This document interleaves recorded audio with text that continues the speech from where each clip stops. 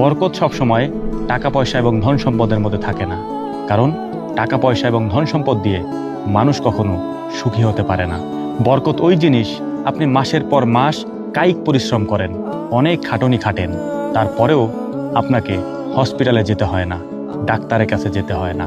এটাও আল্লাহ তাআলার পক্ষ থেকে এক ধরনের বরকত। আপনি রাতের বেলা অল্প ঘুমিয়েছেন, সকালবেলা ওঠার পরে আপনার শরীর ব্যথা করে না, শরীরে কোনো সমস্যা হয় না, আপনি আপনার কাজ করতে পারেন, কাজে চলে যেতে পারেন, আপনার মধ্যে কোনো ধরনের আলসেমি কাজ করে না।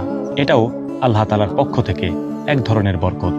বরকত ওই জিনিস, আপনি অল্প খাবার খেয়েছেন, এই অল্প খাবারেই আল্লাহ তাআলা আপনার পেট ভরিয়ে দিয়েছেন, এটাও আল্লাহ তাআলার পক্ষ থেকে এক ধরনের বরকত।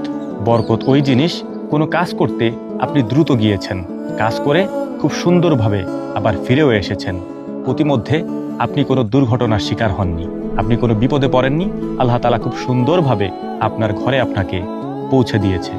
আল্লাহ তাআলার পক্ষ থেকে এটাও এক ধরনের বরকত।